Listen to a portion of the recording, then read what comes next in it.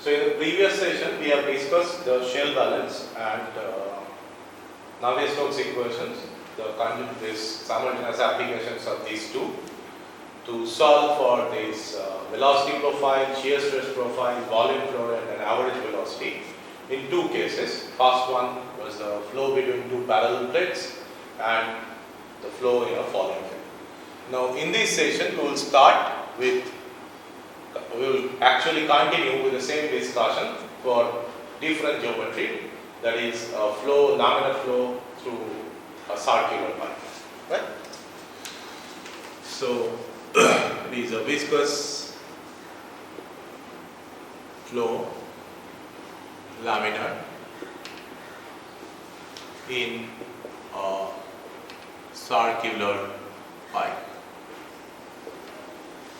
So you see that this pipe definitely this coordinate system is to be changed, and now it is a cylindrical coordinate system. This is a center line, this is the radius, and here maybe the radial axis, this is the axial direction Z. Now first we'll write the assumptions. Same, first one, the steady flow. Second, incompressible flow.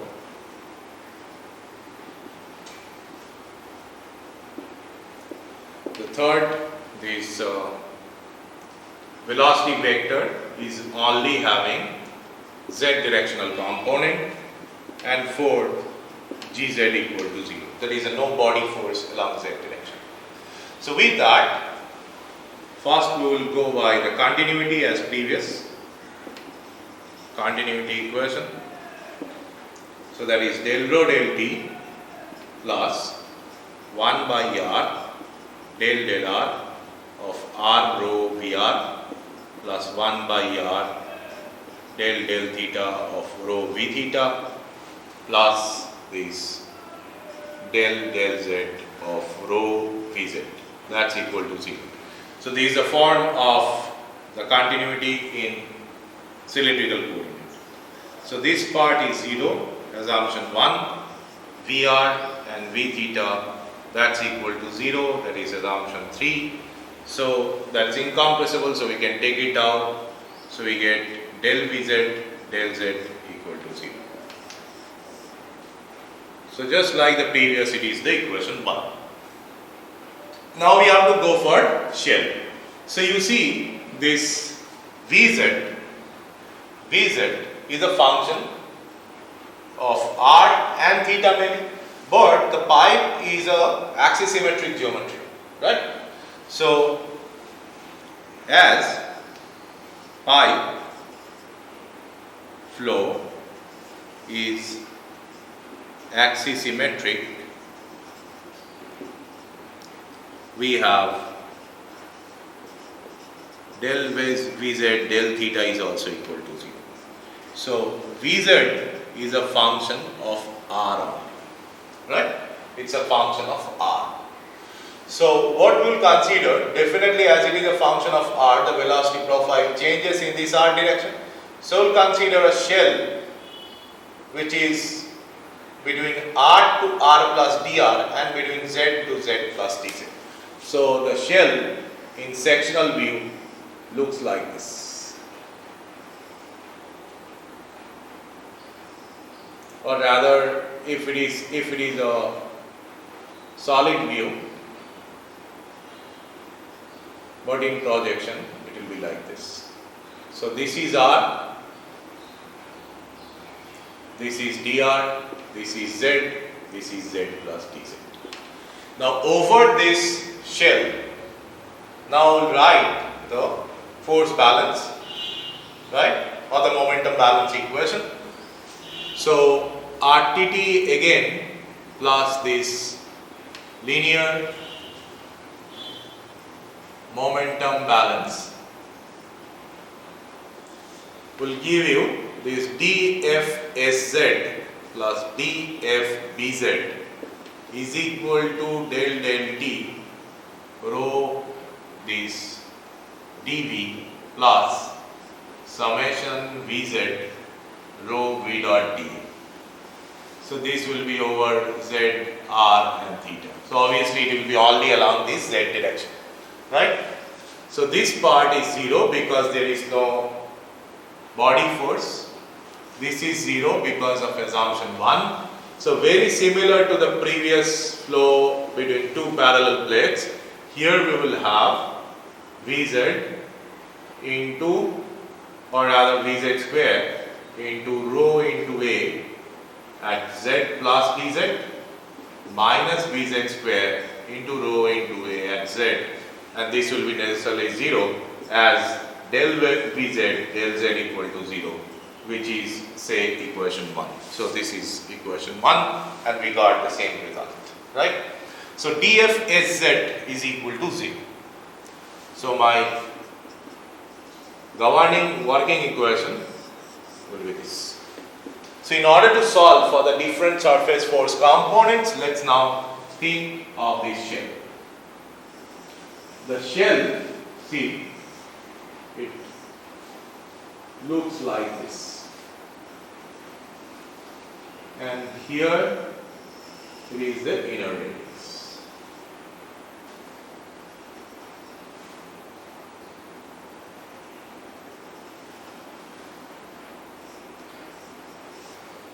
This is R, this much is R plus dr.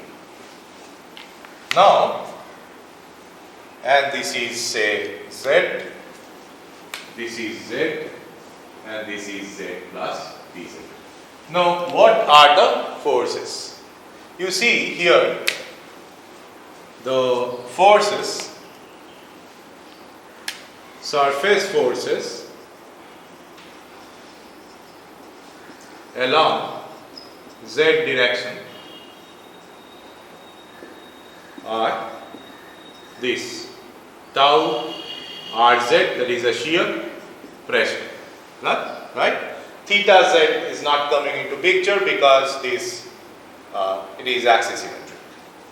So the pressure at this point will act inwardly, and it's P at Z into this what will be the area? 2 pi r dr. Now the back side, it will be P plus del P del Z into 2 pi r dr. Right? On the back. Now the inner side, that means on the curved surface at r equal to r, what will be the direction? We'll consider it's like this. Why? Because it has got an area along negative r direction and force along negative z direction, right? So overall it is positive, and on the outer surface it will be like this, right? So on the inner surface, this will be tau rz into 2 pi r dz. On the outer surface it will be tau rz plus del tau rz del z, del tau rz del r into dr multiplied by 2 pi into r plus dr into dz. Correct? Because the field variable value here on this z, we are considering for pressure it's P, so definitely here we have got it by Taylor series expansion. On the inner side the shear stress value is tau rz, so obviously on the outer side we have got it by Taylor series expansion. So df is z equal to 0, which means this minus this. So minus of del P del z into 2 pi r dr. Correct? Del P del z into 2 pi r dr. And this is negative. This will be along z direction. And here this is also positive because r is positive. No, I think these are the mistake. This should be in the opposite direction. This is r negative, z is negative. Here this will be in the opposite direction. So r positive, force is also positive, right? are positive, means area direction is positive, force direction is also positive. So here it's like this and this. Correct. So this will be plus, this will be minus. So tau Rz plus del tau Rz del R into dr into 2 pi r plus dr into dz minus tau Rz into 2 pi r dz. Right? So you see that this is going to give you del p del z into 2 pi r dr plus, if I simply take this 2 pi dz common, then what are the terms? Tau Rz into r plus tau Rz into dr plus del tau Rz del r into r into dr del tau Rz del r into r into dr, and the last term as it is dr square, so we are neglecting it. Right? We are neglecting it, but there will be this term also, which is tau Rz into r. So that's equal to 0. So this and this cancels out, and overall this 2 pi cancels out. So 2 pi r dr, and this 2 pi cancels out, r dr, 2 pi into r dr, and 2 pi into dz. So what will happen? This r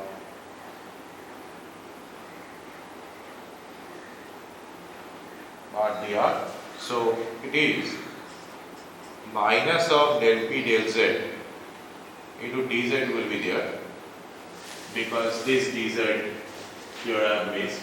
This will be dz in Taylor series expansion. So dz into r dr.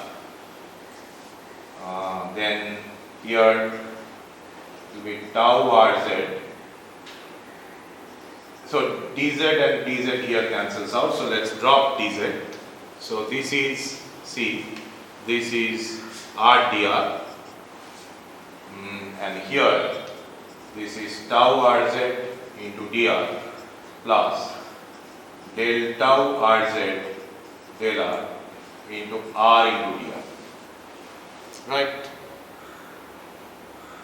So this is equal to 0. So minus of del p del z plus dr and dr cancels out.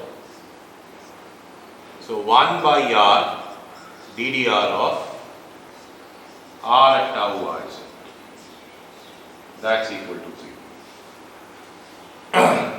So if I integrate it once, minus of or plus of del p del z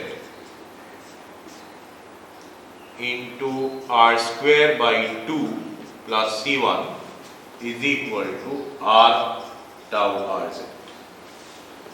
So still you see I have not used the type of the fluid, that stress-strain relation, that means whether it is Newtonian or non-Newtonian. Still we are working it with a general equation, right?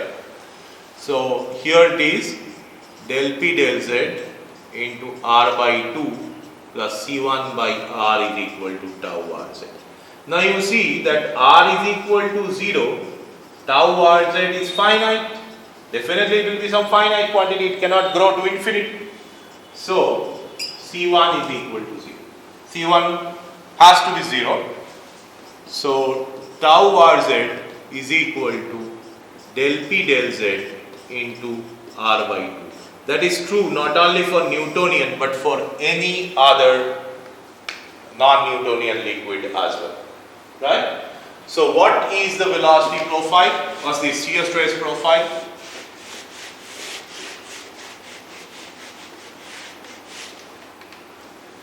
The shear stress profile you see that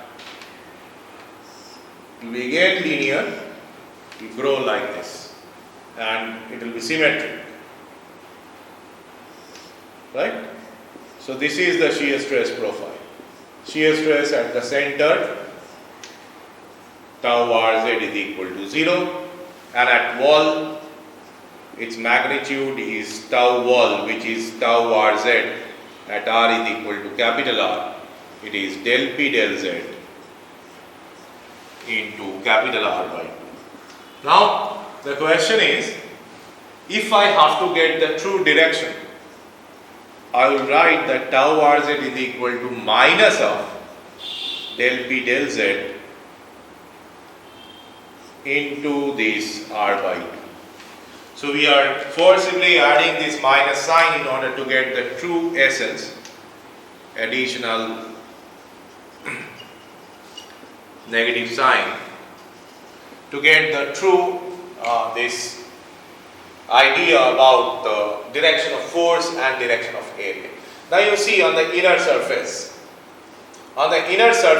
R is negative, right? So on the inner surface R is negative. The force is definitely, this tau Rz is going to give you positive, as minus of del P del Z is positive, right? So you see that on the inner surface at R is equal to R, direction of area along negative R. So overall it is negative. So direction of force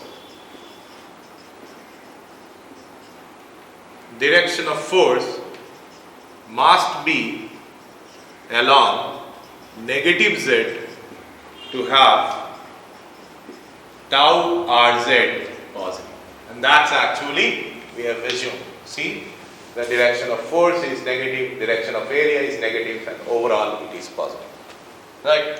And that's why this justifies this negative sign. So here you see there is also a very important understanding that this is not only true for Newtonian, because till so far we haven't used that stress-strain relation. So if it is not, this is universal profile for all different types of fluid, for all different types of fluid, right? So the thing is that a question was asked, like in 1 mark question, and we can also solve it in transport, but here in this GET lectures we don't have the separate, I am not actually discussing the transport as a separate the subject. So what was the question? That tentative definitely, tentative velocity profile of Bingham plastic fluid. You see that Bingham plastic dVz dr is equal to 0 for tau Rz less than the threshold shear, and dVz dr will be not equal to 0 for tau Rz greater than the threshold shear. So for Bingham plastic, this is a center line, let's say, there exists a threshold radius, right? Let it be r star, up to which the velocity profile will be flat. And after that, definitely here and here we have to satisfy no slip. Though I am not solving the velocity profile because it is a tentative question. So we have a flat intermediate region, and after that it reduces to 0. And r star we can easily find out up to which the velocity profile will be flat, because you see that at r is equal to r star, tau rz is equal to tau 0. So tau 0 is equal to r star by 2 into del p del z. Definitely it is in terms of the magnitude. We can put a minus sign so that it will be positive, and we can find what will be the value of r star. Right? So this is an additional discussion, and this was a gate question, that what will be the type of that velocity profile for being a plastic fluid. Right? So you see that once you have got the shear stress profile, next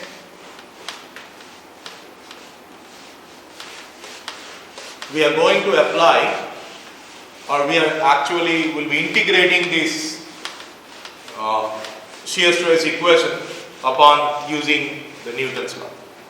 Right? Upon using the Newton's law, next here tau rz will be definitely equal to del with or dvz dr, as vz is only a function of r. Right? So we will work with this equation where we have dropped the minus sign, because our analysis actually we are not considering the minus sign. So this is r by 2 into del p del z or dp dz, whatever. Right? This equation. So mu into dvz dr is equal to r by 2 into del p del z. So this will be a mu here, right? And Vz will be equal to r square divided by 4 mu into del p del z plus C2. And at r is equal to capital R, we will have the no slip, that is Vz is equal to 0. So this C2 is equal to minus of capital R square by 4 mu into del p del z. So our velocity profile becomes Vz is minus of del p del z into r squared by 4 mu is 1 minus small r squared by capital R squared. Right? So this is the velocity profile. And at r is equal to 0, we have dvz dr is equal to 0 and d square vz dr square, if you solve it, will be giving you negative. So this is the point of local maxima, and Vz max, that is the center line velocity, we have this del p del z into r square by 4 mu. Right? So next we are going to solve for the volume flow rate. We will be solving the volume flow rate for the circular pipe, and let's see what is going to happen.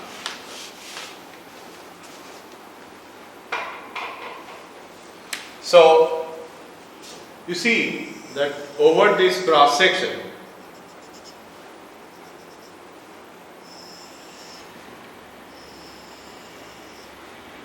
we know that Vz is varying with respect to R. So we will consider a surface between R to R plus dr, and my volume flow rate will be 0 to R Vz into 2 pi r dr. Right? Because Vz will be varying with respect to R. So it's a typical formalism for this integration, that as Vz is a function of R, we'll consider this strip which is 2 pi r dr, which area is 2 pi r dr, and we will integrate. So substitution of this velocity profile minus del p del z into r square divided by 4 mu into 2 pi r minus r square r minus r cube divided by r square dr is going to give you minus of del p del z into this r square into pi divided by 2 mu into this r square by 2 minus r to the power 4 by 4r square 0 to r.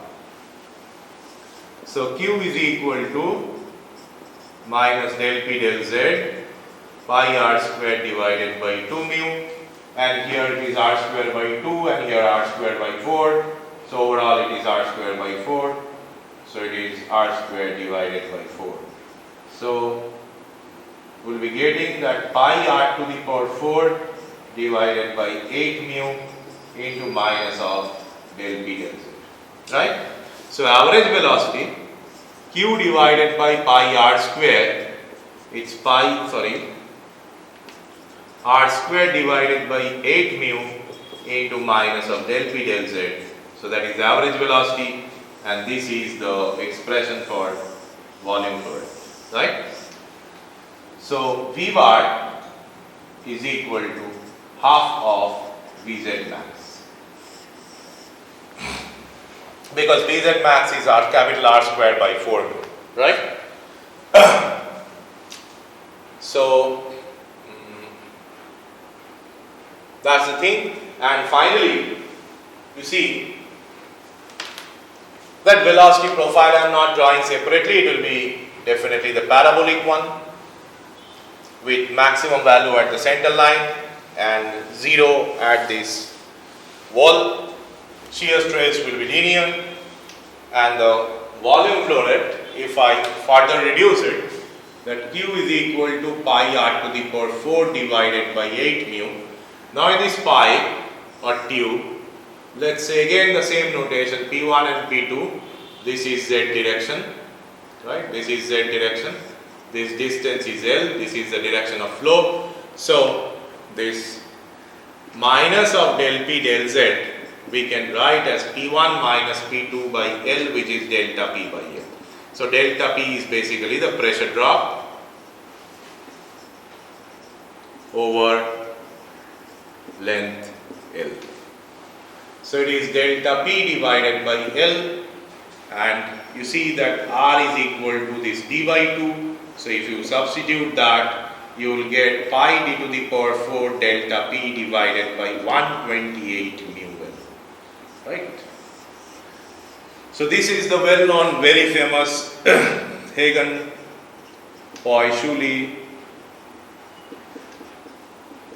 equation.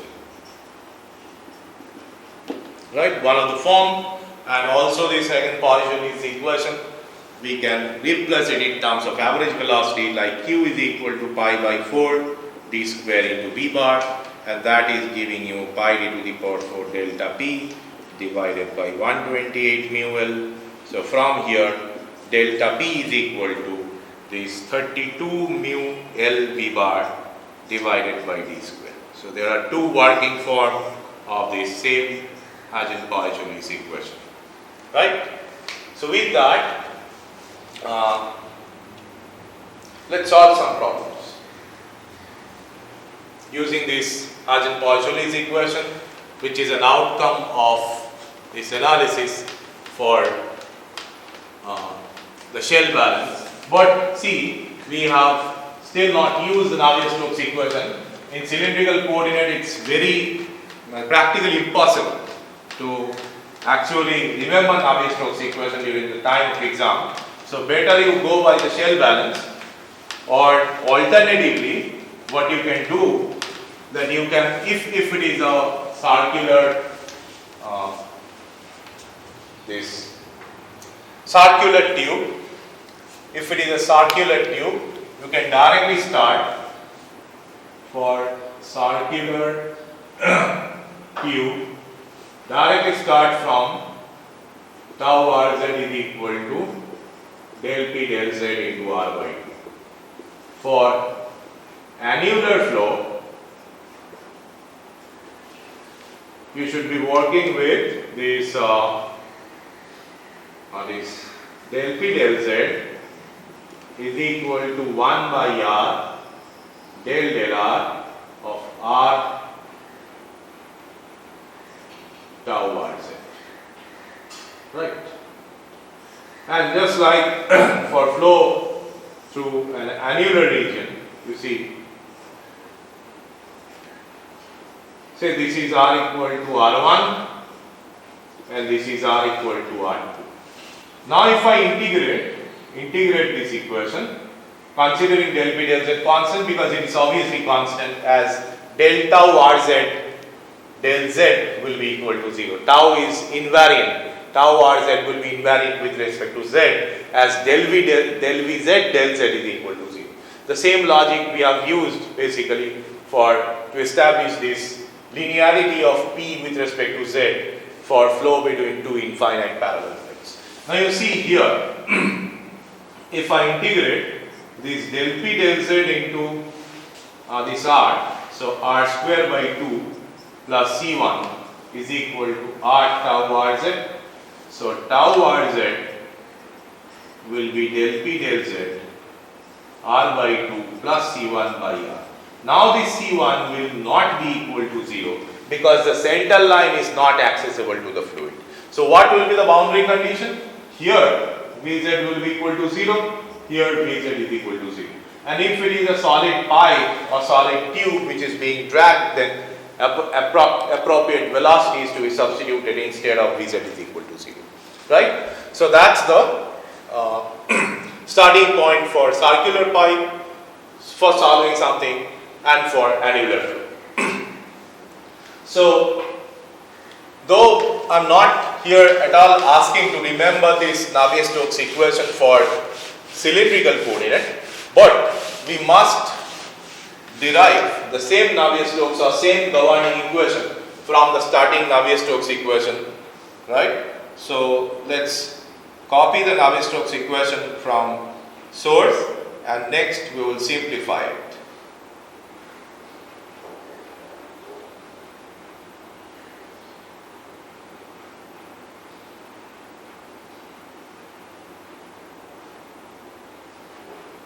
Okay, here we go. Continuity we have already discussed, right? So, Navier-Stokes in r direction. I will write all these Navier-Stokes equation because there are some specific reason. Del Vr del T, del Vr del T plus Vr del Vr del R plus V theta divided by R del Vr del theta plus Vz del Vr del Z minus B theta square divided by R is equal to minus of del P del R plus rho gr plus mu del R of, this is for Newtonian fluid, 1 by R del R of RVR plus 1 by R square del square Vr del theta square minus 1 by R square del V theta del Z plus del square Vr del Z square. Right. So for theta direction, it is rho into del V theta del T plus Vr del V theta del R plus V theta by R del V theta del theta plus Vr V theta divided by R plus Vz del V theta del Z is equal to rho g theta minus 1 by R del P del theta plus mu del R of 1 by R del R of R V theta plus inside the bracket 1 by R square del square V theta del theta square plus 2 by R square del V theta del theta plus del square V theta del Z square. And finally, for Z component, rho del Vz del T plus Vr del Vz del R plus V theta by R del Vz del theta plus Vz del Vz del Z is equal to rho Gz minus del P del Z plus mu 1 by R del R of R del Vz del R plus 1 by R square del Vz del theta square del Vz del theta square plus del square Vz del Z square.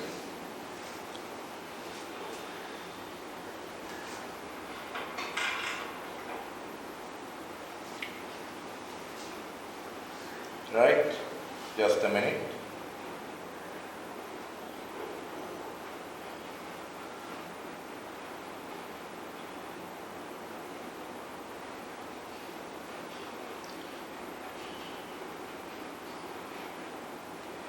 So you see that here we are having two additional terms majorly different. So that is centrifugal force and this Coriolis force, and these two are the pseudo forces. Okay, and why I have discussed it when we are actually discussing this Euler's equation in streamline coordinate. So there we have seen that once we change the coordinate system from Cartesian, in Cartesian there is no pseudo force, but whenever we are changing this coordinate system, some new force term appears because of that change, and that's why they are called pseudo force. So one is the centrifugal, the other one is Coriolis force, which is VR V theta divided by R. So here you see what we can derive from here. dVr dt 0 because VR is 0, right? So this was probably assumption 3 on this 2 on a 3. This VR is 0, this V theta 0 and del VR 0, and obviously V theta is also 0. So all left hand side 0. Rho GR 0, no body force along this. So this VR 0, this VR 0, V theta 0, VR 0. So what will be the equation? Del P del R equal to 0. So which we know already, right? So for theta direction, this is 0, this is 0, this is 0, this is 0, and also this V theta 0. That is all assumption 3. G theta is equal to 0. Now V theta 0, assumption 3. Here V theta 0, V theta 0, V theta 0, all are outcome of assumption 3. So again we will be getting this del P del theta is equal to 0. So that also we know because it is an axisymmetry. Now Vz, del Vz del t equal to 0, assumption 1, Vr 0, V theta 0, assumption is 3, and del Vz del Z equal to 0, outcome of continuity, we can write equation 1. Now Gz equal to 0, it is axisymmetric case 0 and no, and again fully developed, so this is equation 1, so this is axisymmetry. So we are getting again the same equation, 0 equal to minus del P del Z plus mu by R for Newtonian fluid directly del R of del Vz del R. So mu into del Vz del R if I group, so we will be getting del P del Z plus mu will be cancelling out 1 by R, so del R of R tau Rz. So this is the general equation, same as this, right? So here Navier-Stokes for cylindrical coordinate. Definitely we cannot remember these three equations, so we have to go by shell balance, and also we can directly use this equation for circular pipe and this equation for annular, right? So after that, let's solve with this idea, let's solve certain problem involving this Hagen-Poiseuille equation.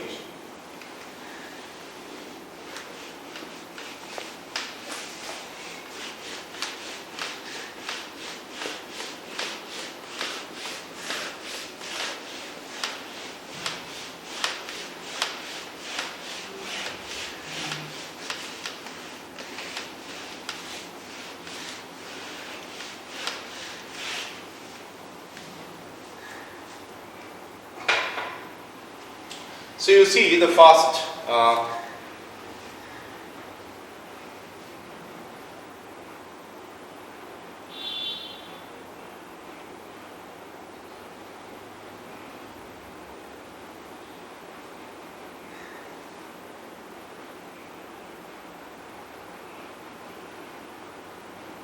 okay. This 2007, it's a very interesting problem. 2007 2 marks problem. And the diagram is something like this.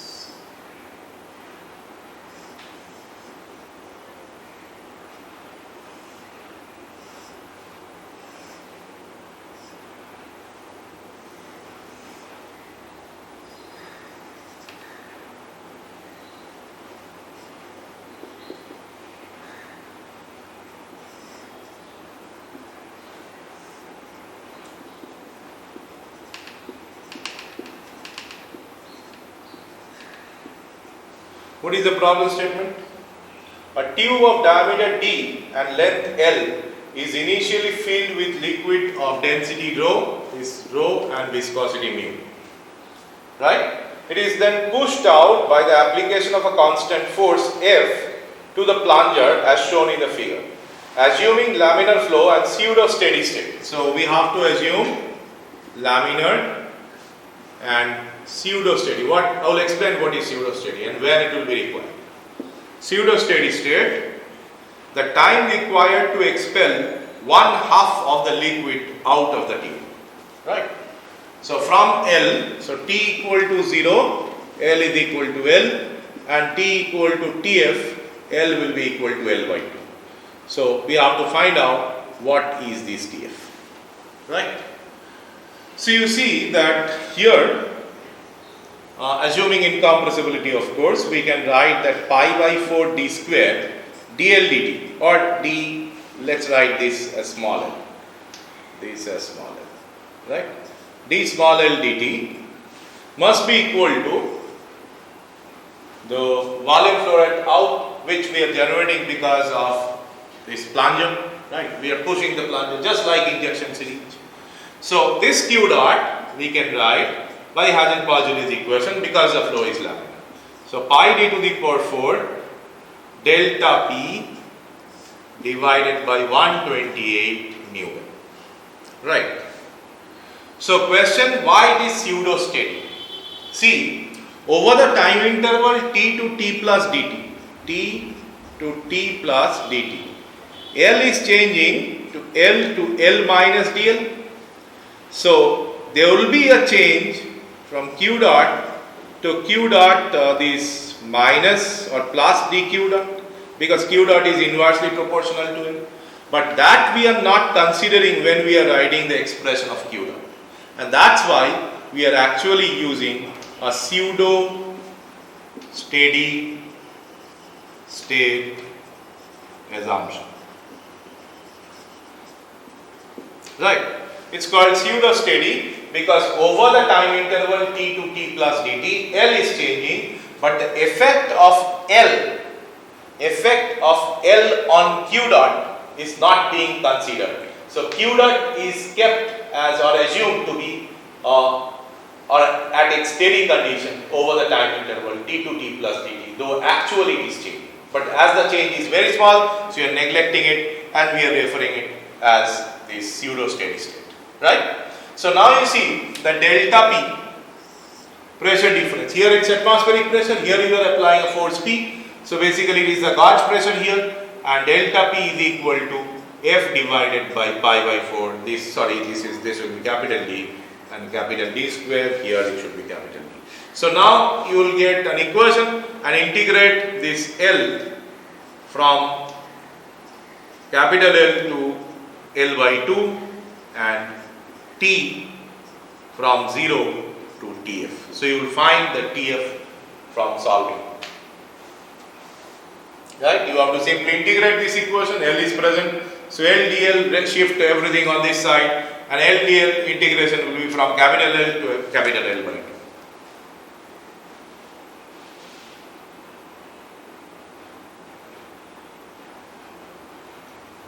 Next, another, in a laminar flow, this is 2006 problem.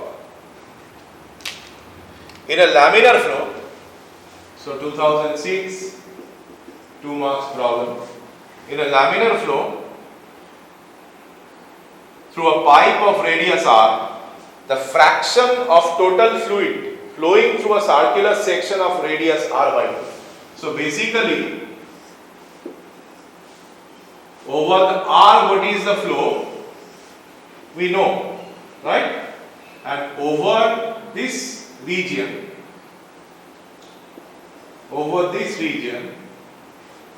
let's say the flow is q half, right? Q suffix half, it is not half. So this q half by q, or q dot half and q dot, this q dot half by q dot has been asked to calculate. Now you see q dot half will be what? 0 to r by 2 Vz max into 1 minus small r square by capital R square into 2 pi r dr, and q dot is equal to what? Average velocity into pi r square, and average velocity we know it's Vz max divided by 2 into pi r square, right? So Vz max cancels out, so basically it is, and pi also cancels out, right?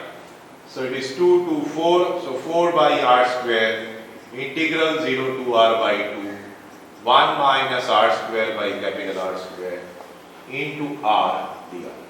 So you integrate this and get the answer.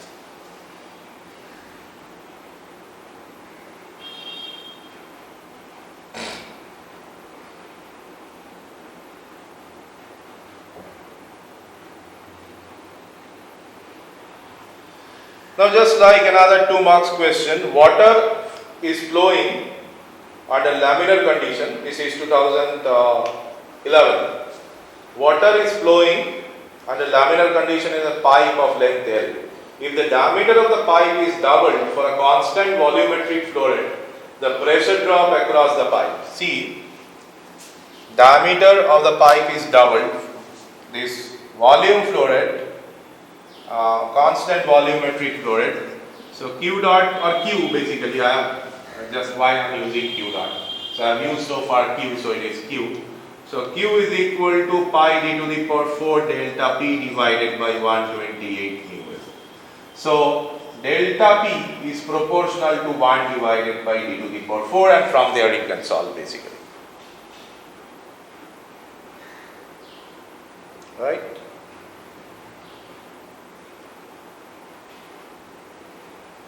And another question, this is 2009 question.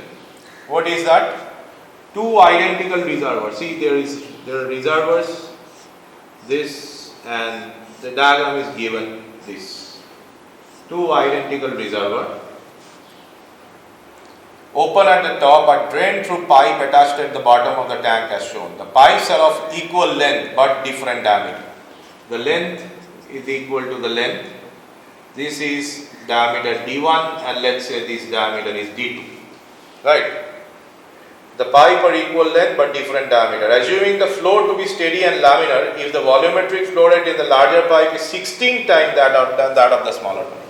So Q1 by Q2 equal to 16. Now you see the pressure drop in both cases are same, because actually if I apply, what is the case? The length remains same. So between 1 and 2, and here between 1 and 2, if I apply Bernoulli's equation, so I will get at 1, this say total height is h into g, and that h into g will be equal to this what? H into g will be equal to this. Finally here there will be a velocity, right? So v square by 2 plus this head loss term will be there, and you see this head loss is equal to, we will discuss this delta P divided by rho, and delta P, we have got this delta P is equal to 32 mu L v bar divided by d square. So substituting that you can solve. So this is the true way of solving this problem, but actually if you do that, you will see that there will be specifically problem because you have considered the kinetic energy head here and also here, so it will not match with the answer, right? So basically we have to think that from here to here, if you directly apply this Hagen-Poiseuille's equation, right? You directly apply this Hagen-Poiseuille's equation, and from there you can solve it this d1 by d2 to be equal to 2. And the options given are this 2, 4, 8 and 16. So if you proceed in actual way, you will be not matching with, will not get the answer exactly matching with 2. But if you solve it directly applying Hagen-Poiseuille's equation, you will get 2. But so basically it is correct. Basically it is approximately correct because it is the pressure drop here to here. It's basically the major head loss. We will be discussing that what is major head loss. So this is the major head loss which is contributing. So if you neglect this kinetic energy head, then the minor head loss here, right, in this exit and here also at this exit. So we can actually directly write this Hagen-Poiseuille's equation, and from there we can solve that d1 by d2 is equal to 2. Okay? So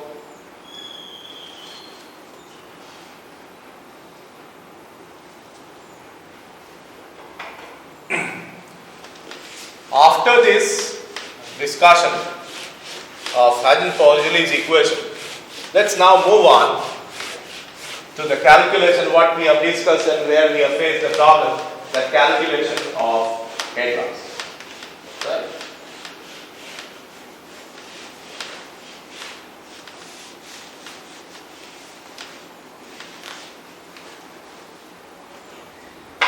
So you see this head loss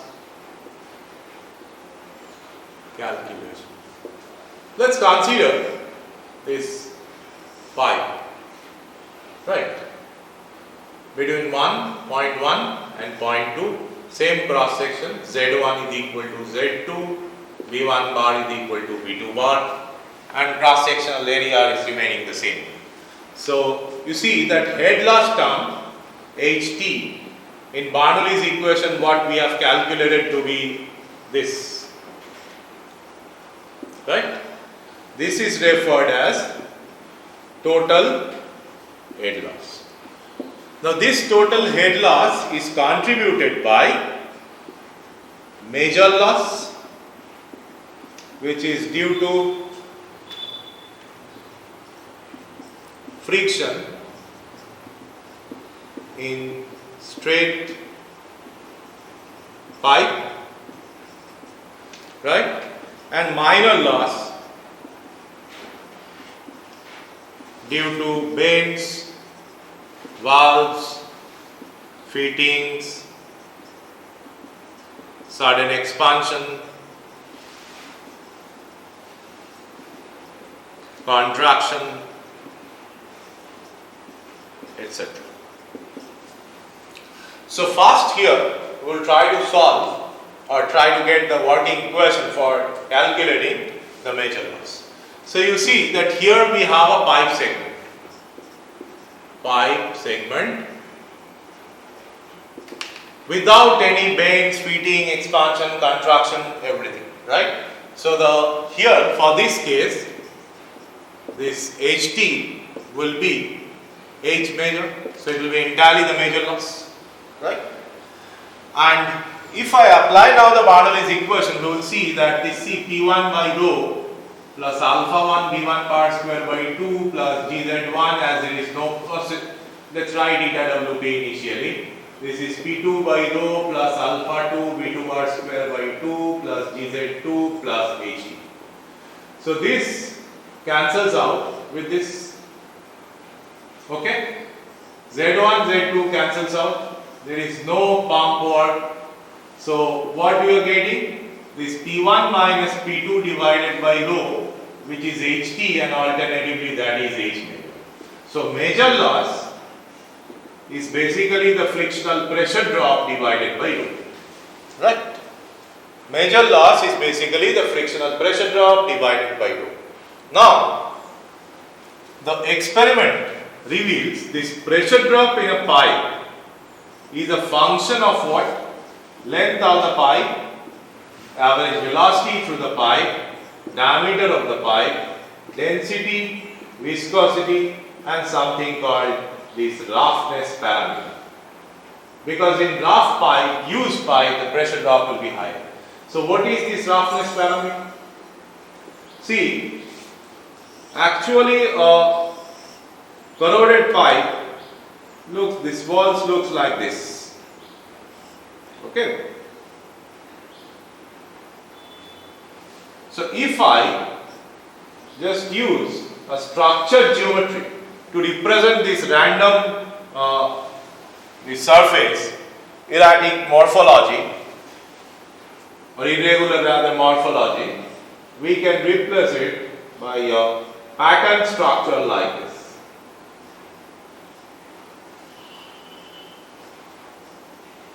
Right? So it will be effectively the same, pitched and all.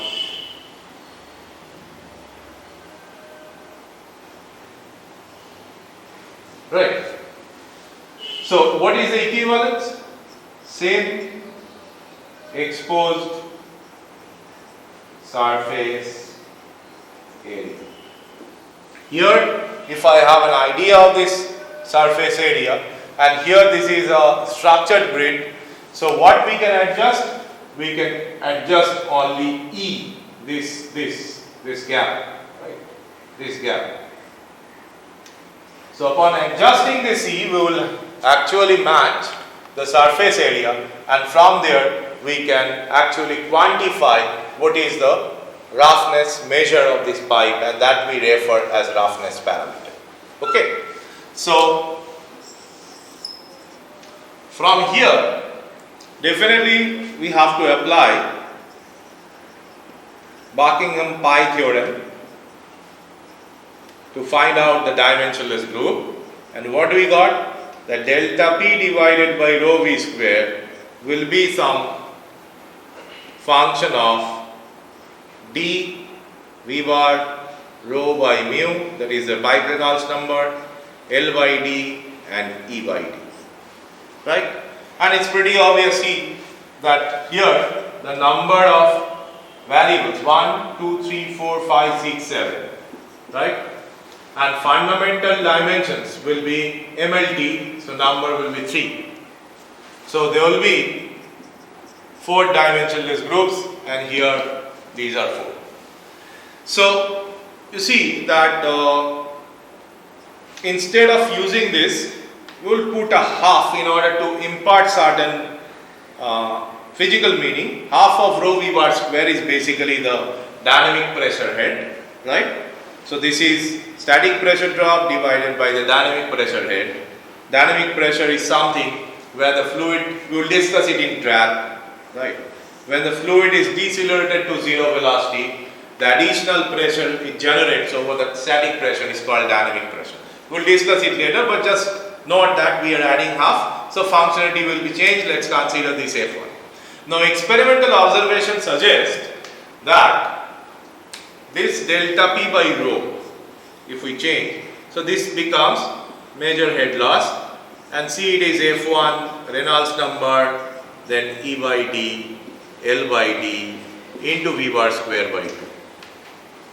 So experimental observation suggests that here experimental observation, it suggests what? It suggests this delta P by rho is nearly proportional to L by d. So what we can do, we can write this different functionality Re and this L by d, Re and E by d, which is a function, multiplied by L by d into V bar square by 2, right? And this entire group we call Darcy's friction factor. There is an alternative definition of friction factor called Fannin's friction factor, where this can be replaced by 4FF. These are all empirical representation, right? So this FD is Darcy's friction factor.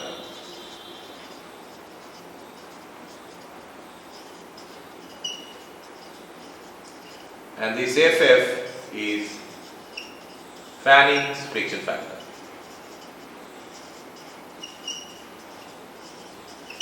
So FD is equal to 4FF. Now you see, in solving any GET question, if the type of that friction factor is not being mentioned and it is stated that okay, it is friction factor, always consider this as Fanning's friction factor, right? Always consider this as Fanning's friction factor. Darcy's friction factor is not the conventional friction factor what we use in chemical engineering. Mostly we use this Fanning's friction factor. So if it is not being mentioned what type of friction factor it is, consider it to be Fanning's friction factor. Okay.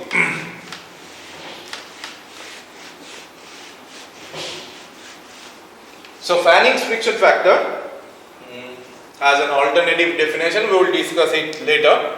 But we have got the head loss, the major head loss formula as, let's work with Darcy, Fd into L by D into V bar square by 2.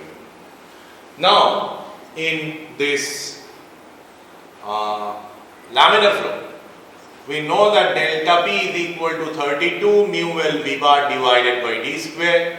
So what you can write as delta P divided by rho is equal to this 64 into L by D into V bar square by 2 and divided by, and here it is divided by D V bar rho by mu.